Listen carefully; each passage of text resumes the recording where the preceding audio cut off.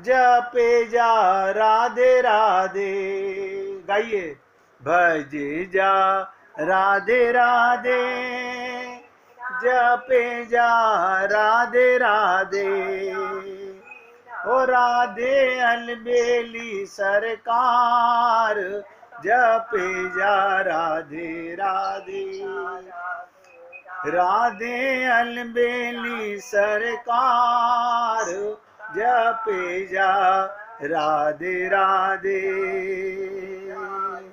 जपे जा राधे राधे, भजे जा राधे राधे। ओ राधे अलबेली सरकार, जपे जा राधे राधे। ओ राधे अलबेली सरकार, जपे जा राधे राधे। तो मैं आपको डॉक्टर के पास ले आया। क्या मतलब? हमारे शरीर में रोग है तो हमें कहाँ जाते हैं? डॉक्टर के पास। डॉक्टर के पास जाते ही हमें तसल्ली हो जाती है, ये डॉक्टर साहब मेरा इलाज कर देंगे। लेकिन आप ये भी जानते हो कि डॉक्टर साहब जो दवाई देंगी उसका सेवन करना पड़ेगा। डॉक्टर साहब जो परहेज बताएंगे उसे निभाना पड़ेगा। ये तो हो गई शरीर के रोग की बात। हमारे मन और बुद्धि में रोग है। पूरी ताकत लगा के समझो, हमारे मन में रोग है और बुद्धि में रोग है। उसके लिए कौन से डॉक्टर के पास जाएं? उसके लिए ही हमें गुरु के पास जाना पड़ता है। जैसे हम डॉक्टर की बात मानते हैं वो शरणागति होती है, ऐसे ही गुरु की बात मान लें तो शरणागति हो जाएगी। शरीर को स्वस्थ करने के लिए डॉक्टर की दवा, मन बुद्धि को भगवान में लगाने के लिए, माया से हटाने के लिए, ब्रह्म माया का हटाने के लिए गुरु की शरणागति। गुरु आपसे कुछ ले नहीं रहा, आपका अज्ञान मिटा ही रहा है। इसलिए हमें गुरु की शरण लेनी चाहिए। भगवान श्री कृष्ण ने अपने जन्म से पहले ही माता देवकी को अपने दिव्य स्वरूप के दर्शन करा दिए। ध्यान से सुनो, भगवान श्री कृष्ण ने माता देवकी को, भगवान श्री राम ने कौशल्या को जन्म से पहले, अवतार लेने से पहले अपने दिव्य स्वरूप के दर्शन करा दिए। मां हैरान थी, ऐसा दिव्य स्वरूप उसके बालक के रूप में जन्म लेगा। हैरान थी, उसका बेटा बनेगा। कौशल्या भी हैरान थी और देवकी भी हैरान थी। लेकिन श्री कृष्ण ने तभी कह दिया, मां, मेरा ये दिव्य स्वरूप तुम्हें याद नहीं रहेगा, हमें याद नहीं रहेगा। कौशल्या को भी कहा और देवकी को भी कहा। आपको और हमको भी परमात्मा ने, हम 9 मास भगवान के साथ गर्भ में रह के आ चुके हैं, आज भी भगवान के साथ ही रहते हैं। लेकिन आज, उस समय आप अपने को आत्मा मानते थे, शरीर नहीं मानते थे। आज आप अपने को शरीर मानते हो। भगवान ने कहा था मैं रहूंगा उस समय भी साथ, लेकिन तुम्हारे अनुभव में नहीं आ पाऊंगा। आज तो तुम मुझसे कह रहे हो कि प्रभु मैं बाहर निकल के माया के भ्रम में नहीं फंसूंगा, लेकिन बाहर जाते ही तुम्हारी बुद्धि, तुम्हारा विवेक बदल जाएगा। तो भगवान ने देवकी से कहा, मां, ये मेरा दिव्य स्वरूप तुम्हें याद नहीं रहेगा, इसलिए लेश मात्र भी स्मृति इसकी नहीं रहेगी आपको। क्योंकि यदि तुम्हें मेरा यही रूप नजर आता रहा तो तुम मुझ में रमी रहोगी और मैं वे काम नहीं कर सकूंगा जो मैं करने के लिए आ रहा हूं। और मां माया में उलझ गई। देखिए कमाल की चीज, मां माया में उलझ गई। और ऐसे ही आप और हम सब लोग मैं माया में उलझ गया। ये मैं ही तो माया है। भगवान का दिव्य स्वरूप भूल गई, सारी उम्र भूल ही रही। उसी दिव्य स्वरूप को वो अपना बेटा समझने लगी। देखिएगा, उसी दिव्य स्वरूप को अब अपना बेटा समझ रही है, परमात्मा को। क्यों? वो दिव्य स्वरूप भूल गई और उसी की सुरक्षा की चिंता करने लगी। बताइए, उसी की सुरक्षा में लग गई। जो सबकी चिंता दूर करता है, यही तो माया है। हम उसकी सेवा कर, उसको बचाने में लगे हुए हैं। कल मैंने आपको सुदामा जी का एक चरित्र सुनाया, एक भक्त की इच्छा पर। आज अपनी तरफ से सुनाता हूं। क्या कि सुदामा जी ने भी एक बार भगवान से कहा, ना तुम तो मेरे सखा हो ना? बोले हाँ। बोले लेकिन मुझे ये ज्ञान हो गया है कि तुम ईश्वर हो। बोले फिर? बोले मुझे एक बार अपनी माया के दर्शन करा दो। मुझे आप अपनी माया के दर्शन करा दो। कैसी होती है माया, मैं भी तो देखूं। उस लीला के माध्यम से शायद आप और हम लोग थोड़ी सी जागृति हो जाए। लेकिन ये मन है ना, ये क्या कहा, नहीं नहीं ऐसा थोड़ी है, मैं तो इतना बुद्धिमान हूं, मुझे तो इतना ज्ञान है, मैंने तो रामायण पढ़ी है, मैंने तो भागवत पढ़ी है, मैंने तो गीता पढ़ी है। नहीं नहीं, मैं भ्रमित नहीं हूं। ये मन ऐसे नहीं मानने वाला।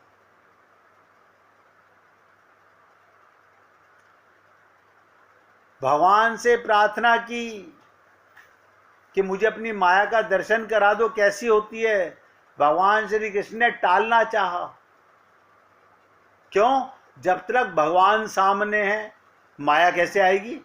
आप बताओ। आप सूर्य से कहो कि एक बार अंधकार से मिला दो, तो सूर्य के रथ पर सवार होकर कोई व्यक्ति अंधकार से मिल सकता है? आप कहोगे ये बात तो सही है। श्री कृष्ण ने टालना चाहा, लेकिन सुदामा की जिद पर भगवान श्री कृष्ण ने कहा, अच्छा चलो, वक्त आएगा तो दिखा देंगे तुम्हें माया। फिर एक दिन भगवान, काफी समय गुजर गया, बोले सुदामा चलो आज गोमती नदी में स्नान करने चलें। दोनों गोमती के तट पर गए, वस्त्र उतारे, दोनों नदी में उतरे। श्री कृष्ण स्नान करके तट पर लौट आए। ध्यान से सुनेंगे। पीतांबर पहनने लगे। सुदामा ने देखा कृष्ण तो तट पर चले गए हैं, मैं एक डुबकी और लगा लेता हूं। भाई, भगवान जब तक दिख रहे थे तो माया नहीं आ सकती। एक डुबकी और लगाई, जो आप और हम लोग माया में डुबकी लगाते हैं, बस उसके बाद में अरे बाबा, हम लोग जीवन पर्यंत वो माया में ही डुबकते रहते हैं, माया में ही मंदिरों में जाते रहते हैं, माया में ही संसार चला रहे हैं, सपना ही सपना देखे जा रहे हैं। तो क्या हुआ? जैसे ही सुदामा ने डुबकी लगाई, भगवान ने उसे अपनी माया का दर्शन करा दिया। आपने भी इस भव सागर में जब तक परमात्मा का साक्षात्कार मां के गर्भ में था, भगवान ने कहा था, देख मैं तेरे साथ बाहर चल रहा हूं। आपने कहा था, आप चिंता ना करें प्रभु, मैं आपको नहीं भूलूंगा। लेकिन जैसे ही हमने माया के संसार में डुबकी लगाई, भूल गए भगवान को। भगवान ने भी, सुदामा ने डुबकी लगाई, अपनी माया का दर्शन करा दिया। क्या लगा? सुदामा को लगा गोमती में बाढ़ आ गई। बताइए, एक सेकंड में माया। आप और हम लोग सत्संग सुनते सुनते अभी मोबाइल पे घंटी बजे तुरंत तुरंत लीला पीला सब खत्म, माया लग गई। पति का फोन है, क्या करूं? देखो कैसा कमाल है। आप और हम लोग इसी माया के जंजाल में उलझे रहते हैं, पूरा जीवन हो गया।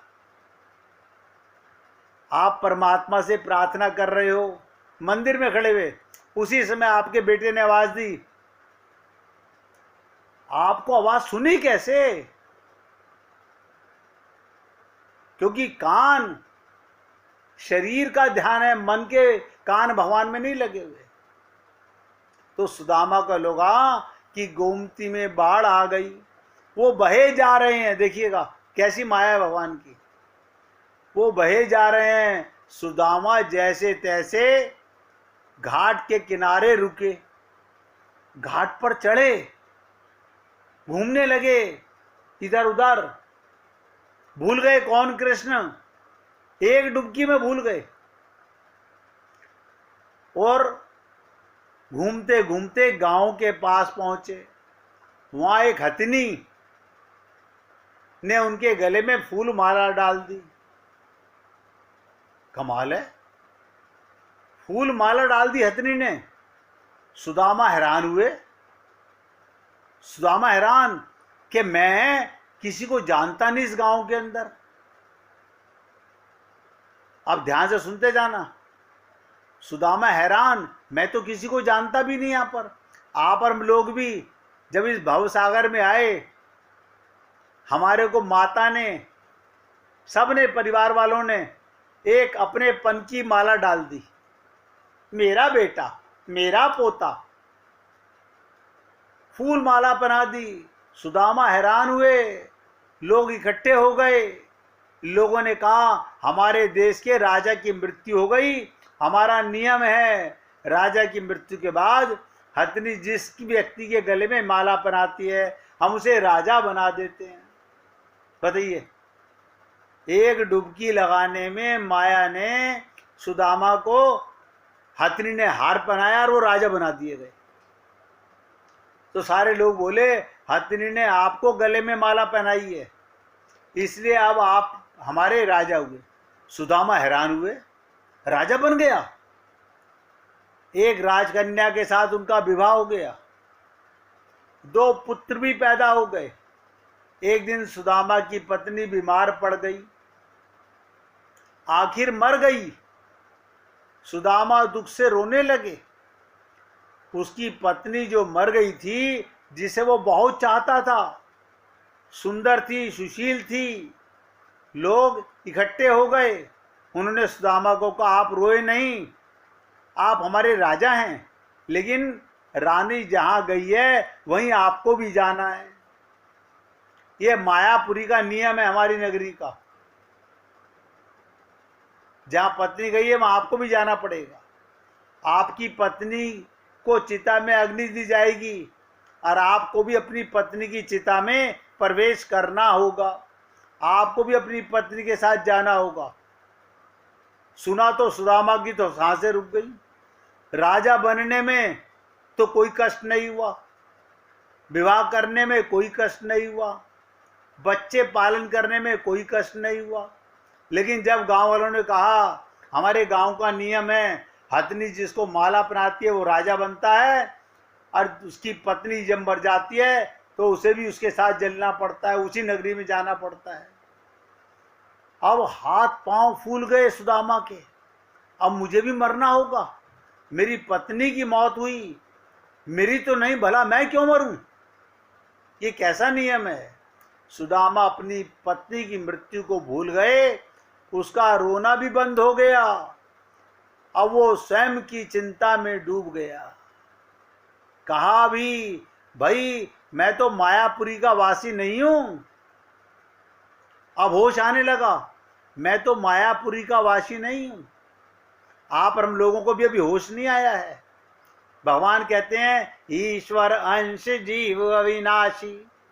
तुम मेरे अंश, हाँ हम अपने पिताजी के अंश हैं, दादाजी के अंश हैं, हम तो ब्राह्मण है, हमारा ये गोत्र है, हमारे ये परिवार है, हमारा ये गांव है, हमारा ये शहर है।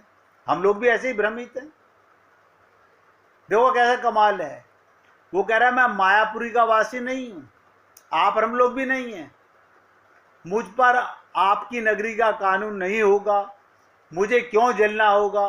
लोग नहीं माने, कहा अपनी पत्नी के साथ आपको भी चिता में जलना होगा, मरना होगा, ये यहाँ का नियम है। आगे सुदामा ने कहा अच्छा भाई, चिता में जलने से पहले कम से कम मुझे एक काम तो कर लेने दो। क्या काम? कहां से माया लगी थी? एक डुबकी लगाने में। बोला बस मुझे एक बार गोता लगाने दो, मुझे स्नान तो कर लेने दो। लोग माने नहीं, फिर भी उन्होंने हथियारबंद लोगों की ड्यूटी लगा दी, सुदामा को स्नान करने दो। चलो भैया, ये सुदामा जी कह रहे हैं ना स्नान करेंगे, हाँ करेंगे। अब चारों तरफ पहरेदार खड़े कर दिए, कहीं सुदामा भाग ना जाए डुबकी लगा करके, देखना कहीं भाग ना जाए। रह रहकर सुदामा रो उठता। सुदामा इतना डर गया, उसके हाथ पैर कांपने लगे। वो नदी में उतरा, डुबकी लगाई, और जैसे ही बाहर निकला उसने देखा माया नगरी कहीं भी नहीं है। किनारे पर तो भगवान श्री कृष्ण अपना पीताम्बर ही पहन रहे हैं। जब डुबकी मारी थी, एक डुबकी और मार लूं, तब भी भगवान पीताम्बर बांध रहे थे। इतनी देर की माया ने क्या से क्या दिखा दिया। आप और हम लोग भी जब इस शरीर से डुबकी लगा के ये भ्रम मिट जाएगा, कौन किसका परिवार, कौन किसकी दुकान, कौन किसका मकान, फिर पछताए क्या होते हैं जब चिड़िया चुग गई खेत। क्योंकि ये देह मिला है इस ज्ञान को जानने के लिए। और भगवान पीताम्बर पहन रहे हैं और वो एक दुनिया घुमाया। मौत के मुंह से बचकर निकला, सुदामा नदी से बाहर आया, सुदामा रोए जा रहा है। भगवान श्री कृष्ण हैरान हुए, जानते तो सब कुछ थे ही, फिर भी अनजान बने हुए बोले सुदामा तुम रो क्यों रहे हो? सुदामा ने कहा कृष्ण मैंने जो देखा है वो सच था या ये जो मैं देख रहा हूं ये सच है? भगवान श्री कृष्ण मुस्कुरा के कहा जो देखा भोगा वो सच नहीं था, ब्रह्म था, स्वप्न था। मैंने अष्टावक्र गीता के माध्यम से भी आप लोगों को बहुत बार बताने का, फिर आप कहते हो सत्संग खत्म, माया फिर चालू। अजी इनके कहने से क्या होता है? हमने अपनी कोख से बच्चे पैदा किए, हमें पता है। देखो कैसी कमाल है, खोपड़ी के अंदर फिर माया हावी हो जाती है। सत्संग में माया आपका शरीर छोड़ के अलग हो भी जाए, लेकिन जैसे ही आप में, रम में, सब में मैं जागती है, तुरंत माया फिर ऊपर हावी हो जाती है। ब्रह्म था, स्वप्न था, भगवान कहते हैं माया थी मेरी और तुम अब मुझे देख रहे हो। यही सच है, मैं ही सच हूं, मेरे से भिन्न जो भी है वो मेरी माया है। और जो मुझे सर्वत्र देखता है, जैसे गोपियां देखती हैं, जित देखूं तित श्याम मई है। जो सर्वत्र मुझे देखता है, सब जगह मुझे महसूस करता है, उसे मेरी माया स्पर्श नहीं कर सकती। क्या मतलब? होश में रहने वाला कौन? जागा हुआ कौन? आत्मज्ञानी। जो जागा हुआ है उसे माया नहीं छू सकती। अब आप सोचो, आप और हम लोग जागे हुए हैं क्या? आप भी सोचोगे ये छठा महीना होने जा रहा है इस चर्चा को चलते हुए जो मैं आपसे प्रेम रस का सार की चर्चा करते करते 6 महीने होने जा रहे हैं, और अब ये समाप्ति पर है। ये कल माया का भ्रम आने से मेरे मन में आया कि प्रभु आपने मंजिल तक तो पहुंचा दिया, किनारे तक तो पहुंचा दिया, ये माया महाठगनी हम जानी। और आप हम लोग सब नोट कर लें, जहां जहां मन अपनापन कर रहा है वो सब माया है।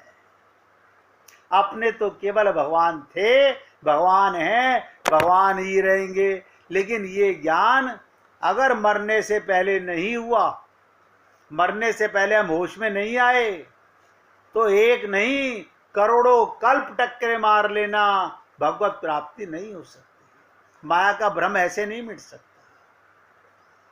1 मिनट भगवान का कीर्तन करेंगे, इसके बाद आगे चर्चा करेंगे। श्री